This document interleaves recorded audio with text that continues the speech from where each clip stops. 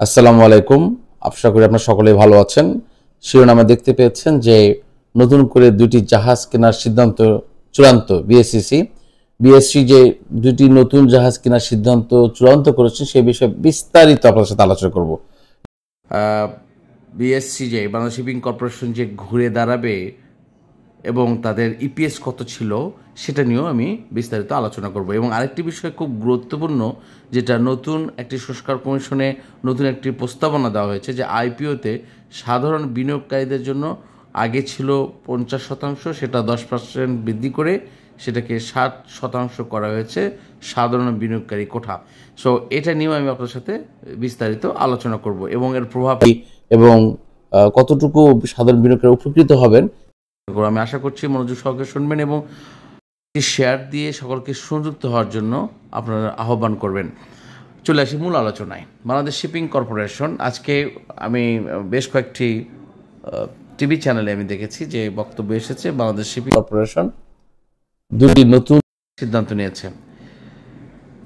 বর্তমানে এই প্রেক্ষিতে আমি আশা করছি যে বাজারে বাংলাদেশ শিপিং কর্পোরেশনের একটা ভালো ভূমিকা আমরা দেখতে। এই সমস্ত বিনিয়োগকারী ভাই বোনের বাংলাদেশ শিপিং কর্পোরেশনের বিনিয়োগ কথাটা আমি আপনার বেশ কয়েকবার আলোচনা। প্রত্যেকটি কোম্পানি একটা সুযোগ দেয়, একটা ভালো থাকে। আপনারা সকলেই জানেন যে এই কোম্পানিটা নিয়ে আপনাদের সাথে অনেক আলোচনা করেছি সেভারাল টাইম। আমার যে 30টি কোম্পানির তালিকা ছিল তার মধ্যে এটা একটা ছিল এবং আপনাদের সাথে কিন্তু আলোচনা করেছি যে এটা একটা গভর্নমেন্ট অর্নিং কোম্পানি। সো এখানে ভয়ের কিছু নেই। আমরা অনেক সময় না বিভিন্ন রকম প্যানিকড হয়ে যায়, আতঙ্কিত হয়ে যায়। এই আতঙ্কিত হয়ে আমরা লস দিয়ে বিক্রি করি। আমরা এই গোল্ডেন মোমেন্টের জন্য আমরা অপেক্ষা করি না। এখন কি করবেন? এক শ্রেণী এখন কিনবেন আর এক শ্রেণী বিনিয়োগকারী যারা লাভ নিয়ে বের হবেন। আমি যাদেরকে অ্যাপ্রিসিয়েট করি, যারা আগামীতে খুব তাড়াতাড়ি যারা একটা ভালো প্রফিট টেক করে তারা এখান থেকে নিরাপদে গন্তব্যে তারা চলে যায়। আর অভিনন্দন জানাই যারা এখন আসবে কিনতে। কিন্তু একটা বিষয় দেখুন, এটা কত দূর যাবে হু নোজ, কিন্তু একটা সার্টেন একটা অ্যামাউন্ট কিন্তু একটা যারা আগে বিনিয়োগ করে রেখেছেন, যারা আগে কিনে রেখেছেন তারা কিন্তু প্রফিট টেক করতে পারবে। কিভাবে?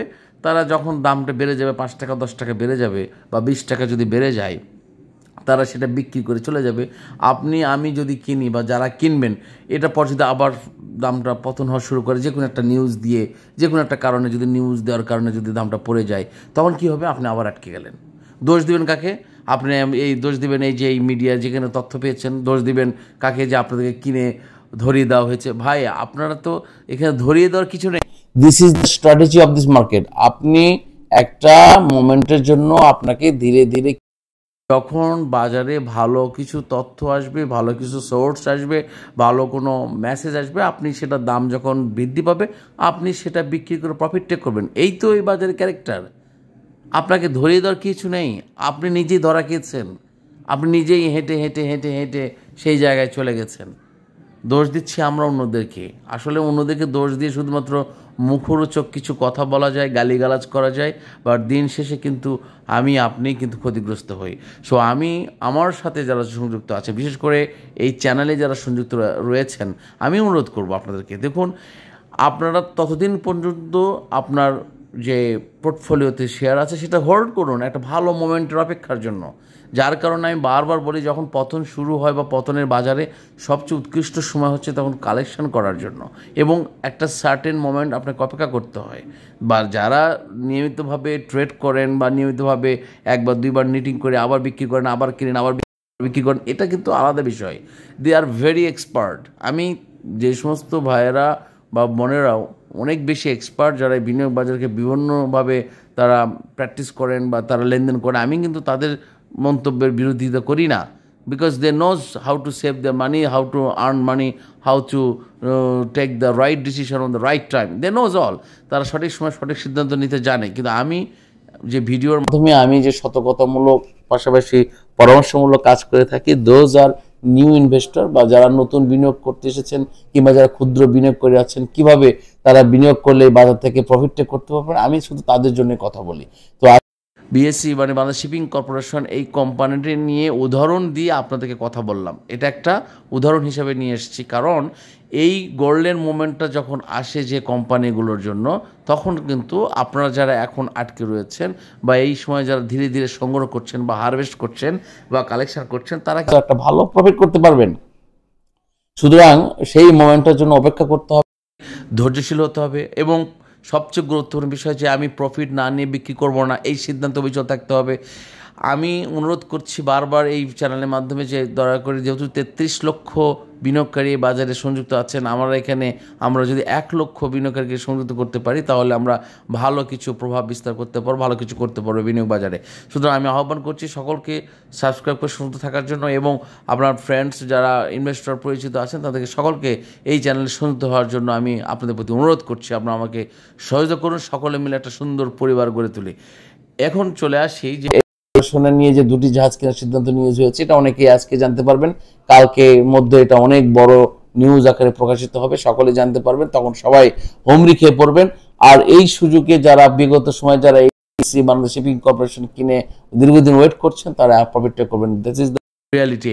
সো আমি অনুরোধ করবো অন্যান্য বিনিয়োগ বাজারে, অন্যান্য কোম্পানির ক্ষেত্রে আপনাদের এই সিদ্ধান্তটা যেন সঠিক থাকে, যে আপনি অপেক্ষা করতে হবে যে ওই সময়ের জন্য, যে সময়টা গোল্ডেন একটা মোমেন্ট আসবে, আপনি সেটা আস্তে আস্তে সংগ্রহ করুন। একবারে কিনে আপনি আটকে থাকবেন না, সময়ের সাথে সাথে যদি দর পতন হতে থাকে, আপনি ধীরে ধীরে কিনবেন, ধীরে ধীরে সংগ্রহ করবেন এবং গোল্ডেন মোমেন্টের জন্য অপেক্ষা করবেন। এখন চলে আসি আইপিওতে সাধারণ বিনিয়োগকারীদের যে একটা সিদ্ধান্ত এসেছে। আচ্ছা, শিপিং কর্পোরেশনের যে আইপিএসটা একটু বলে দিই, যেটা আপনার ইপিএস যেটা আসছে, যে পুঁজিবাজারে তালিকাভুক্ত কোম্পানি বাংলাদেশ শিপিং কর্পোরেশন গত 31 মার্চ 2025 তারিখে সমাপ্ত তৃতীয় প্রান্তিকের জানুয়ারি 25 মার্চ 25 অনিরীক্ষিত আর্থিক প্রতিবেদন প্রকাশ করেছে। আলোচ্য প্রান্তিকে কোম্পানিটির শেয়ার প্রতি আয় ইপিএস বেড়েছে 10.7। ডিএসসির সূত্রে এটা জানা গেছে। সূত্র মতে সমাপ্ত তৃতীয় প্রান্তিকে কোম্পানিটির শেয়ার প্রতি আয় হয়েছে 4 টাকা 95 পয়সা। আমি আবার বলছি, সূত্র মতে সমাপ্ত তৃতীয় প্রান্তিকে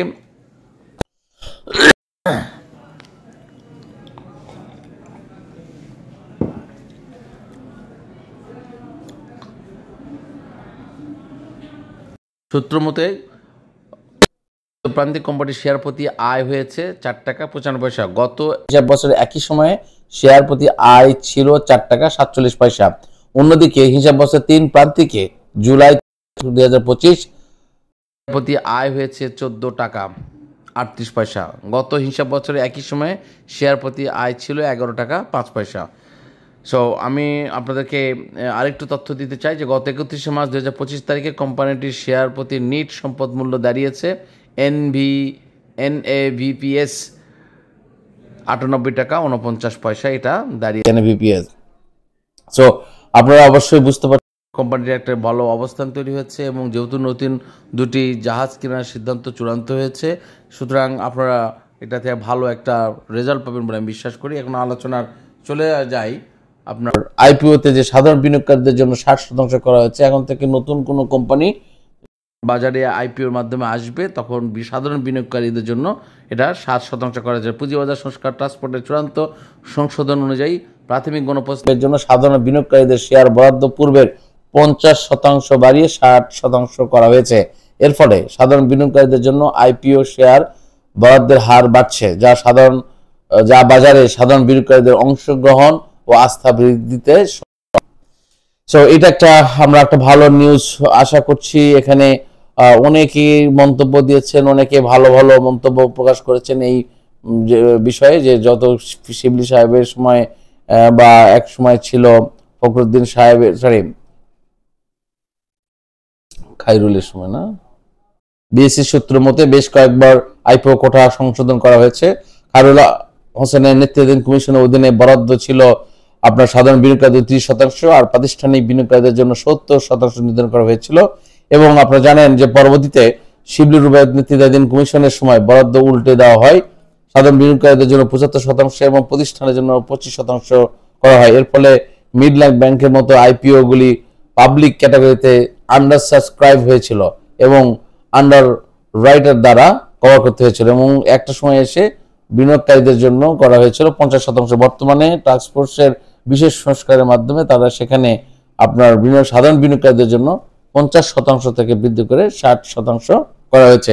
বাট আমি নতুন কোম্পানিকে এই বাজারে নিয়ে আসার চাইতে আমি গুরুত্ব দিচ্ছি যে সমস্ত কোম্পানি রয়েছে সেগুলো সংস্কার করা জরুরি এবং দায়িত্ব।